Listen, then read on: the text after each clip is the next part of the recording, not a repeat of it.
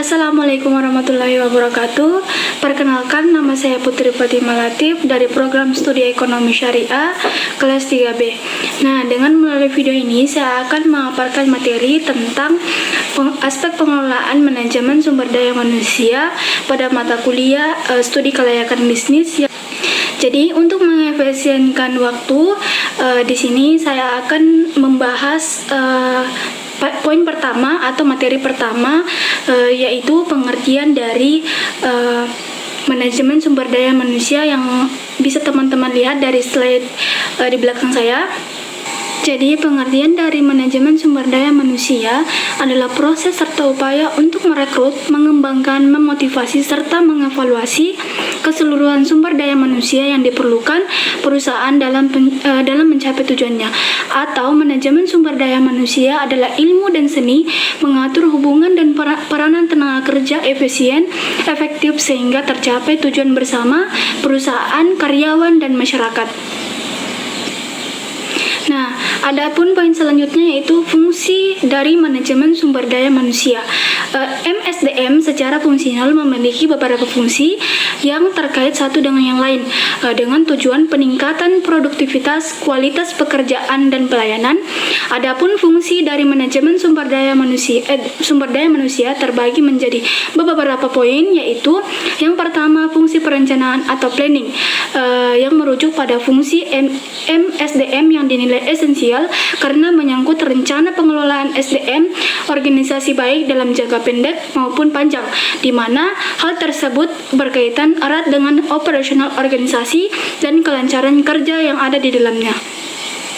Nah, selanjutnya ada yang kedua, fungsi pengadaan pro-recruitment, yaitu merupakan fungsi MSDM dalam usaha untuk memperoleh jenis dan jumlah SDM yang tepat yang diperlukan untuk mencapai sasaran organisasi. Poin selanjutnya yang ketiga yaitu fungsi pengembangan atau development. Pada fungsi ini berkaitan erat dengan peningkatan keterampilan dan kemampuan yang diupayakan melalui jalur pelatihan maupun pendidikan terhadap SDM yang ada. Juga berbagai bentuk pengembangan diri untuk para karyawan yang berprestasi.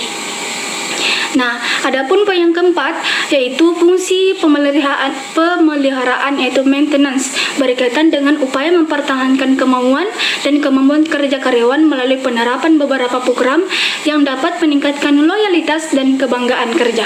Nah, poin yang terakhir yaitu yang kelima, fungsi penggunaan atau use, menekankan pada pelaksanaan berbagai tugas dan pekerjaan oleh karyawan serta jenjang peningkatan posisi karyawan. Poin selanjutnya yaitu perencanaan SDM atau sumber daya manusia. Dalam merencanakan SDM perlu menentukan tugas yang akan diemban oleh tenaga kerja. Karenanya dalam tahap ini perlu ada upaya pemahaman atas kualifikasi kerja yang diperlukan untuk pencapaian rencana strategis perusahaan. Pada tahap ini ada 3 hal yang bisa dilakukan, yaitu yang pertama analisa jabatan atau analisis job analysis.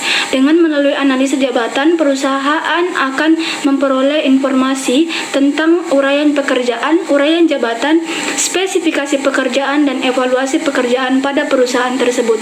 Analisa jabatan menghasilkan deskripsi pekerjaan dan spesifikasi pekerjaan, tetapi juga berguna terhadap perekrutan dan seleksi, kompensasi, evaluasi jabatan, penilaian prestasi, latihan, dan lainnya.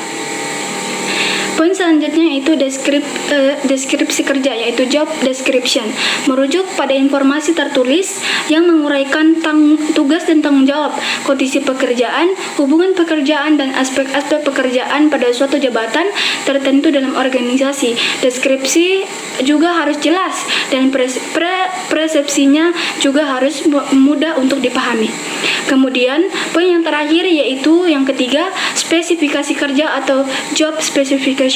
Spesifikasi pekerjaan merupakan rincian karakteristik yang diperlukan bagi tenaga kerja yang dipersyaratkan. Spesifikasi pekerjaan adalah uraian pekerjaan kualitas minimum orang yang bisa diterima agar dapat menjalankan satu jabatan dengan baik dan kompeten. Spesifikasi pekerjaan memberikan informasi mengenai tingkat pendidikan pekerja, jenis kelamin, keadaan fisik, pengetahuan menikah atau tidak, minat, emosi, temperamen, dan lain sebagainya. Nah, kemudian ada pengadaan sumber daya manusia. Pengadaan tenaga kerja merupakan masalah yang penting, sulit dan kompleks karena untuk mendapatkan dan menempatkan orang-orang yang kompeten, serasi, serta efektif tidak mudah.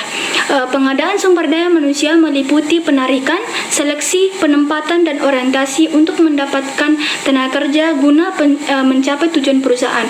Jika tenaga kerja yang diterima berkompeten, maka usaha untuk mewujudkan tujuan relatif mudah. Sebaliknya, jika tenaga kerja yang diperoleh kurang memenuhi persyaratan, maka akan sulit bagi perusahaan untuk mencapai tujuannya. Pengadaan tenaga kerja ini harus diperhatikan dengan serius serta didasarkan pada analisis jabatan, uraian pekerjaan, spesifikasi pekerjaan, persyaratan pekerjaan, dan evaluasi pekerjaan. Nah, poin selanjutnya yaitu rekrutmen, merupakan upaya perusahaan untuk mendapatkan tenaga kerja yang diperlukan sesuai dengan kualifikasi yang telah ditetapkan dalam perencanaan tenaga kerja. Sasaran perekrutan adalah untuk menyediakan pasokan tenaga kerja yang cukup untuk memenuhi kebutuhan organisasi. Proses perekrutan harus didasarkan pada analisis pekerjaan.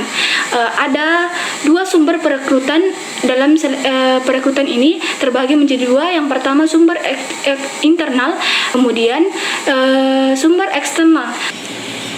Selanjutnya itu seleksi atau selection. Seleksi merupakan penentuan tenaga kerja dari jumlah calon tenaga kerja yang akan digunakan perusahaan dalam proses rekrutmen.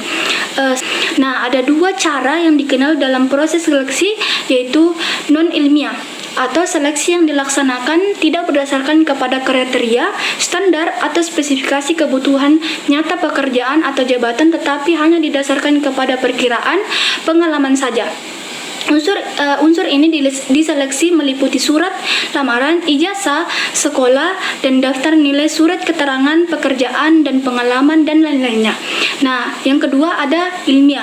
Seleksi ini didasarkan kepada spesifikasi pekerjaan dan kebutuhan nyata jabatan yang diisi serta berpedoman kepada kriteria dan standar-standar tertentu. Selanjutnya yaitu poin pengembangan sumber daya manusia, mencakup program pelatihan dan pengembangan. Istilah pelatihan dan pengembangan dikemukakan oleh ahli yaitu pendapat Dal Yoder yang menggunakan istilah pelatihan untuk pegawai pelaksana dan pengawas, sedangkan istilah pengembangan ditujukan untuk pegawai tingkat manajemen. Kemudian poin selanjutnya yaitu pengembangan karyawan. Proses pengembangan terdiri atas tindakan memutuskan kompetensi, keterampilan, dan pengetahuan yang perlu dikembangkan dan solusi mencapainya. Bagaimana dengan kebanyakan keputusan manajerial, seorang manajer harus mengambil keputusan ini berdasarkan sumber daya dan kesempatan yang tersedia. Nah, adapun poin selanjutnya yaitu pemeliharaan sumber daya manusia. Pemeliharaan SDM mencakup program kompensasi, pengintegrasian, program motivasi, dan kepemimpinan. Kompensasi adalah penghargaan yang diberikan perusahaan sebagai balasan atas prestasi kerja yang diberikan oleh tenaga kerja. Nah, bentuk dari kompensasi berhubungan dengan pembayaran keuangan langsung seperti gaji pokok dan gaji variabel, bonus, insentif, dan kepemilikan saham, dan pembayaran tidak langsung seperti tunjangan, asuransi kesehatan, pensiun, liburan, atau cuti. Kemudian, poin selanjutnya yaitu pentingnya pengintegrasian. Pengintegrasian atau integration merupakan fungsi operasional manajemen sumber daya manusia yang terpenting, sulit, dan kompleks untuk merealisasikannya. Hal ini disebabkan karena SDM bersifat dinamis dan mempunyai pemikiran, perasaan, dan harga diri, sifat serta membawa latar belakang, perilaku, dan keinginan dan kebutuhan yang berbeda-beda dalam organisasi perusahaan. Kemudian, poin yang terakhir yaitu status dan tugas manajer SDM. Status manajer sumber daya manusia adalah tenaga staf yang sering disebut sebagai specialist staff.